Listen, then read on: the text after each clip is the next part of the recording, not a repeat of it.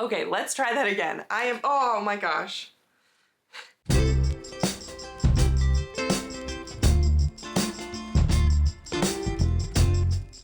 Hi friends, welcome back. I'm MC, a knit and crochet designer and yarn dyer from Connecticut. And you can find me on Instagram and Ravelry as Blame the Knots, on my website, blametheknots.com, and of course right here on YouTube, where you can get to know me a little bit better. Today is Wednesday, October 29th, I think. Yeah, Wednesday, October 29th. We are here for episode 59 of the podcast, which is wild. And we do not have a lot to talk about today. So we are going to sit here and chat for a couple of minutes. If you're new here, what we do is we talk about the things that I have recently finished, the things that I've been working on. We talk about some other crafts that I've gotten into, if I have dabbled in anything over the past 2 weeks, and because I work in publishing, we also talk about the books that I have been reading recently. So let's start things off with a couple of notes right at the start. It is currently about to start raining, and it is late in the day, and it is very gloomy here. So we're doing the best we can. I've tried to angle myself so that I have the most natural light as possible. You can see my massive pile of project bags and works in progress and stuff behind me, and it's not the most aesthetic, but you know what? We are a work in progress. Also, my gloves, I was dyeing earlier and my gloves sprung a leak and my hands look horrible. So I'm gonna try not like hold anything up close to the camera. It literally looks like I've been digging around in the dirt all day. Oh well. And then last but not least, I am having some very bad neck pain. So if I am just seeming a little bit off and not like myself, and or I'm moving funny or something, that is why. That is why. So without further ado, let's jump right into things, because that has been too much of an introduction. And today, what I am wearing is my Sugar Puff. Oh goodness. It is wrinkly. It is wrinkly because I am just starting to take out a lot of my sweaters for the winter, and couldn't be bothered to deal with any wrinkles. Also, this was really nice today because it's kind of hard to put clothes on and get dressed, and I could just kind of like slide this on over my head, and it's nice and warm and keeping me cozy. So this is a design by me that I actually also designed in collaboration with my friend Mac Dye Conley, who designed the crochet version, which I have yet to make. We were actually recently talking about that, and it might be time for me to make a crochet version. This is in yarn. My neck is making my brain hurt. This is in some of my own hand-dyed yarn, but it is in two retired colorways. One is Purple People Eater, and one is What Happened to Grape Soda. One of these was on my For Sure fingering base, and one was on the Oh Snap Surrey lace, but I cannot remember which one was which. Both are currently retired. Both are beautiful purples, and they kind of melded together to make this wonderful, cozy Sugar Puff sweater. Despite everything that I thought, I do not have any finished objects this week. I only have works in progress. I have not finished anything in the past 2 weeks. Actually, I was just looking at my list of projects for this year, and I've only finished one thing in the month of October, which is wild. When I think about all the stuff that I've made throughout the year, for me to have only finished one thing in October is weird. Not saying that that's a bad thing. You know, you do you, you make whatever feels good to you. But for me, I was very shocked to find that there was only one thing. So let's talk about what I've been working on. I really, really, really thought I was gonna have this done today, or for you today, but alas, here we are. This is my scribble sweater. This is a design by me again, and it is currently in testing and will be releasing very, very soon. I believe it might be releasing on the day that my next episode goes live. So, like I said, this is the scribble sweater. This is my second sample, and I am making it using a couple of yarns held together. So the first one is Life is Gouda from Yarnable, which is made by Hypnotic Yarn. It's really fun.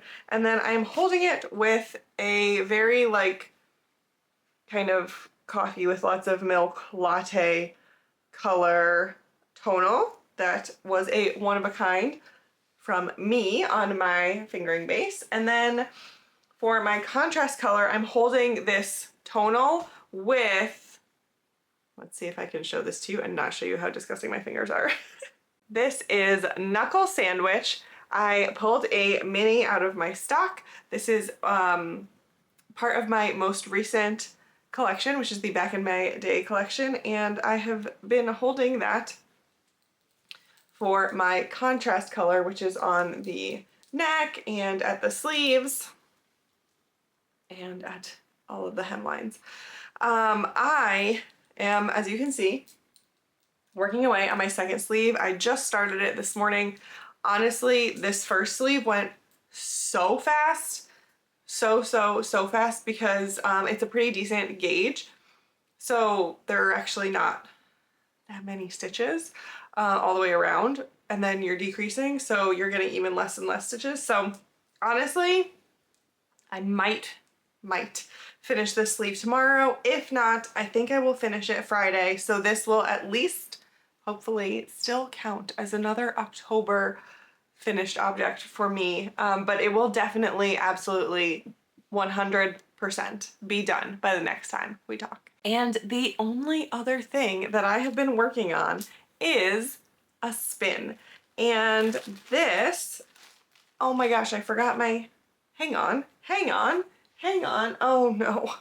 Oh, I have to stand up and reach. Okay, hang on. I totally forgot that I had done this. I filled a mug that I got recently with some rice, and I put my drop spindles in it, and I put my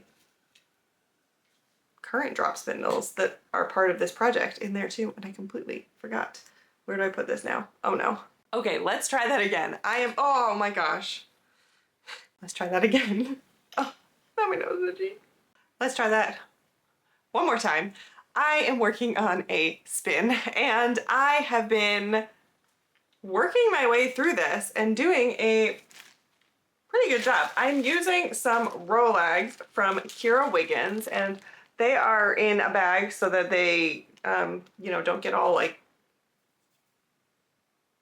agitated, I guess.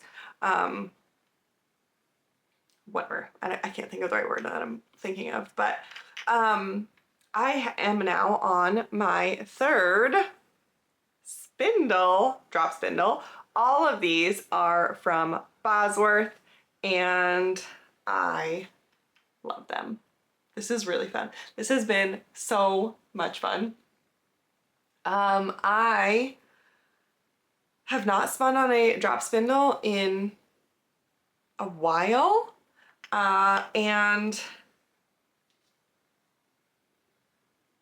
clearly I'm back in it. So this is, I started, these Rolags were kind of a gradient that went from pink to kind of a really bright chartreuse green. And so I just have been working my way through the gradient. I'm on the third Rolag now. There were 5 to begin with, and I only have 4 drop spindles. But we're gonna see what happens. I do have a Turkish spindle, so I could make it work if I need to. I'm trying to fit a little bit more than a Rolag on each one. I don't know. We will see how this goes.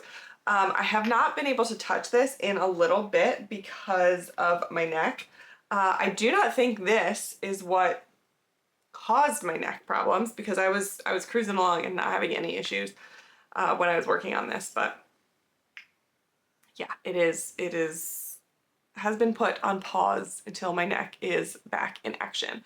And these are Polworth. I don't think I said that. And I have some undyed Polworth that I think I'm going to spin up to create a second ply for these and ply them together. And that is basically everything that I have. I have not worked on really anything else in the past couple of weeks. I think I did have a pair of socks that I was working on that I knit like for 15 minutes on, and that's about it. So that is all I have to show you in terms of anything that I have been working on lately.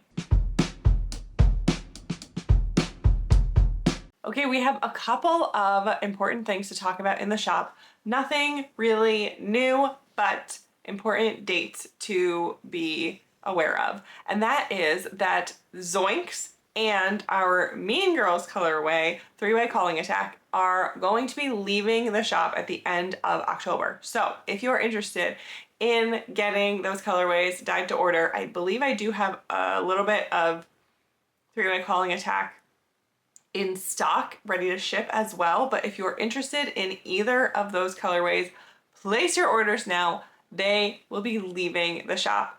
I kept saying I was gonna leave them or remove them from the shop November 1st, but since this video is going up October 31st, I think I'll give a couple more days so that anyone who's catching up on this video can order if you have forgotten. So November 5th, let's say that. November 5th, Zoinks and three-way calling attack will no longer be in the shop, so go grab them now. Also, if you follow me on Instagram or you check out the shorts that I post here on YouTube, you might have seen that I announced the theme for this year's Thanksgiving collection. I have started doing a collection every November that is based around a Tom Hanks movie, and this year's theme is big, and I am so excited. I am almost done dyeing up all of the colorways. I have one more dye day tomorrow to do before the collection is ready for me to start showing you all of the things and getting the listings ready and getting everything going. So make sure you are following me on Instagram if you're not already, because I will be revealing the colorways there. I think I'm gonna try to start revealing on November 1st. So make sure you're following along so that you can see what the colorways are, and then get on the newsletter so you are notified when the collection goes live. I'm so excited. I love them so much. I already have several projects planned. That being said, with the introduction of our new Thanksgiving collection, some of last year's Thanksgiving collection is going to be put into the vault, retired for now at least. Who knows, you know, never say never. I will probably never ever say that a color is never coming back, but for right now, there are no plans for some of these colorways to return. So I will be posting a list of which colorways are leaving. I will leave them up and available through November, I think, just because I want to give people a chance to get any last orders in that they want. But I will say, most of last year's Thanksgiving collection will be retiring. There are a couple fan favorites that I'll probably keep around because it would be very silly for me to not sell them anymore.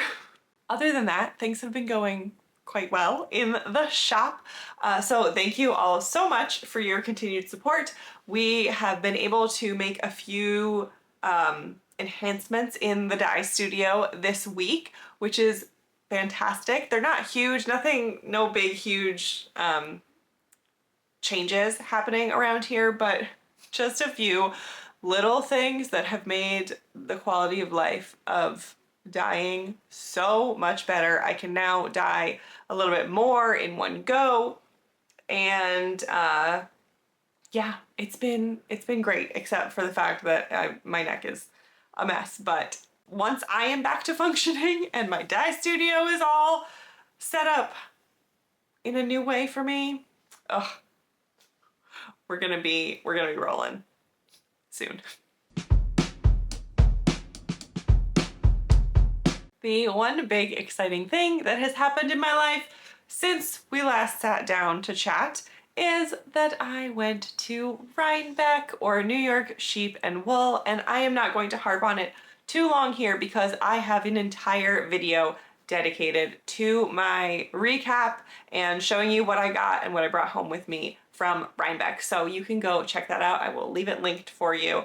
But it was a fantastic weekend, gorgeous weather, amazing events, so much time with friends. It was absolutely perfect. And luckily, while we were there, my neck wasn't acting up, which is great. It has been really annoying for a couple of weeks now.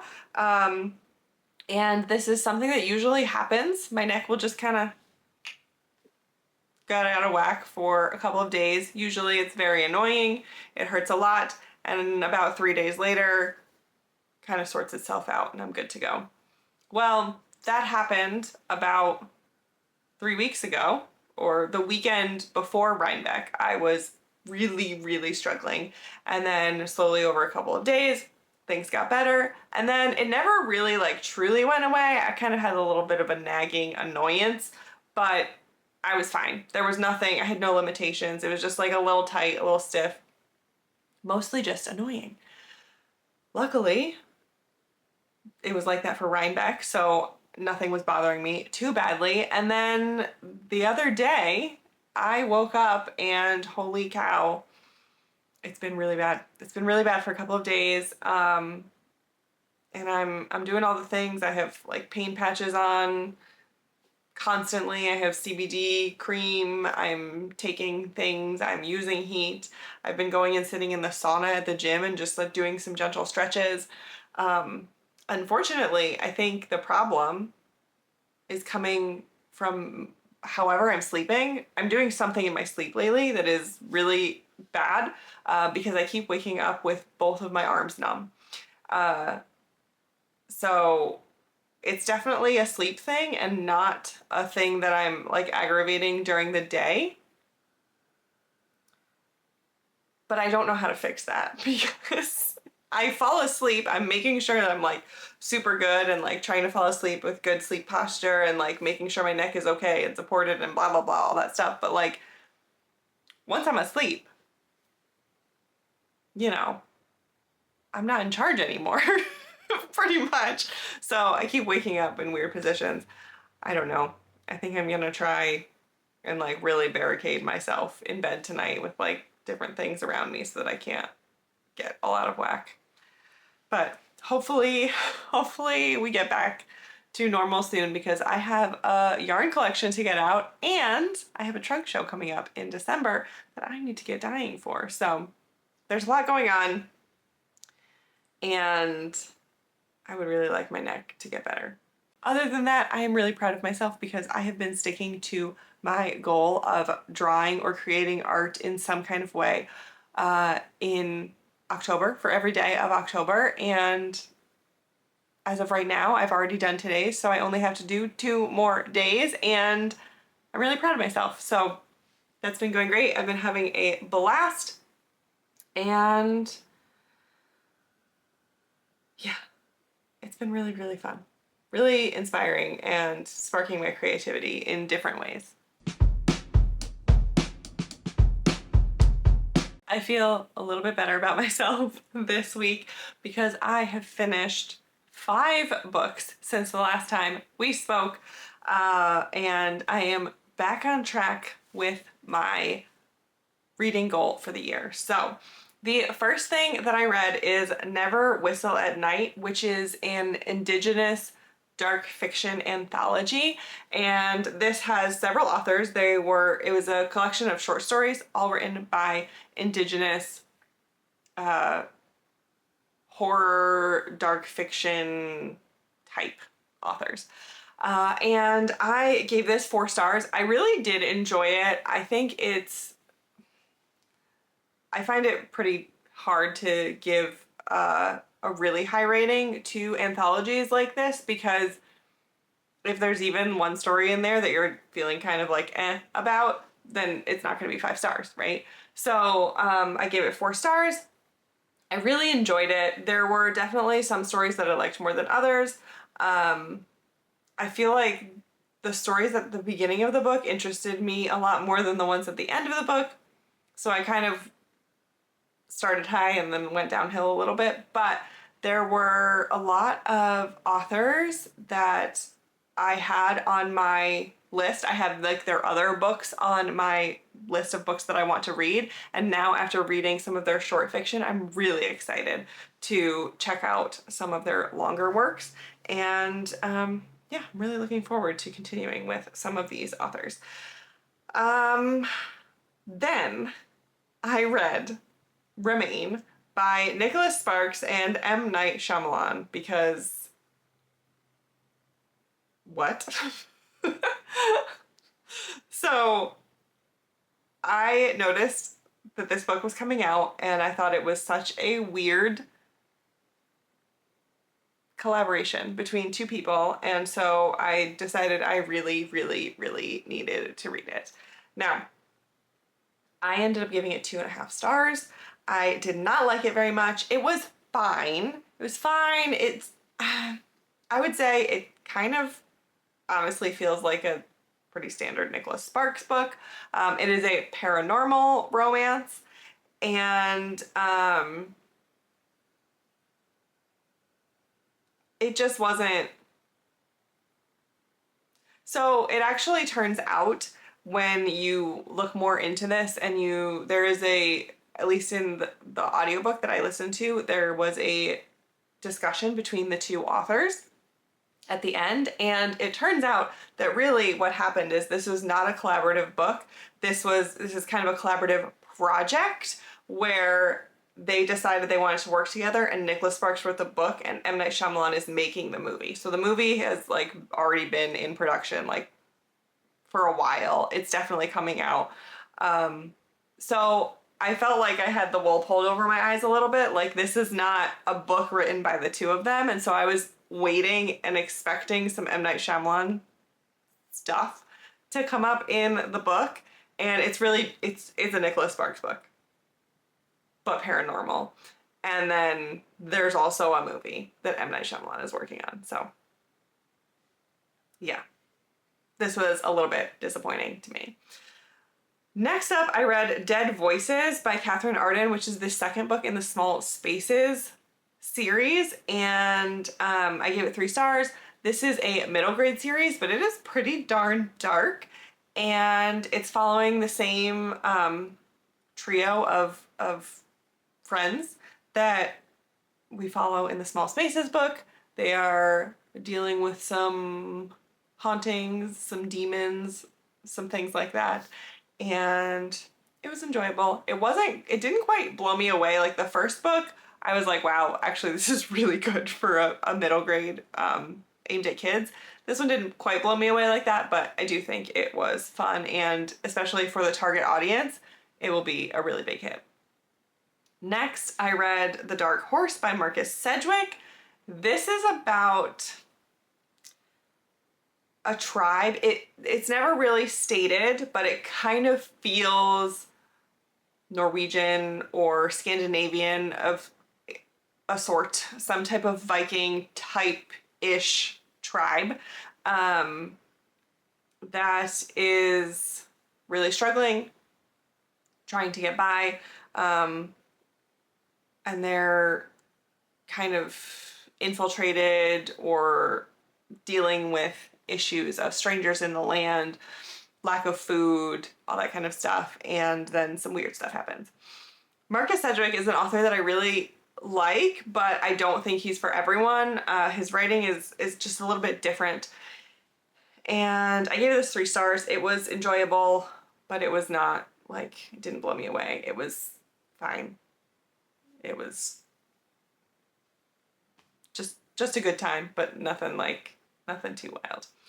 And then I just finished reading, like literally an hour ago, What Kind of Paradise by Janelle Brown, and I gave this 4 stars. I really enjoyed it. This is about a man who kind of decides to be a recluse and live in the woods in Montana with his daughter. He is very anti-government, anti-technology. It takes place during the .com era in the late 90s, early 2000s. And he's very afraid of what the internet is going to do to society. And it's about, the story is told from the girl's perspective, and how she's learning about the world, learning more about what her father has been hiding from her, learning why he is so afraid of everything, and kind of becoming exposed to technology and learning about what it's going to do to the world. And it's a very interesting book to read now as someone who was a child in the 90s, in the early 2000s, who lived through the .com era, through that big boom of all the technology, and seeing what it has done, and then going back and reading this book about these characters hypothesizing and fearing what is to come. It was really interesting. There's like a very small, mysterious element to it. I would absolutely not classify it as a mystery book, but it was really good. I really enjoyed it. I would definitely check out more from this author. That is all that I've read since the last time we spoke, and that is all that I have for you today. It was a quick little episode because I have not been working on much, unfortunately. I do want to mention, I forgot to say earlier, that I will be attending the Fiber Festival of New England this weekend, which is November 1st and 2nd. And if you are going to be there, let me know. We can definitely try to meet up and say hello. That is all I have. So if you liked this video, please head down below, give it a like, leave me a comment, subscribe to the channel so that you don't miss more like this in the future. And until next time, take care of you, and I will see you later. Bye.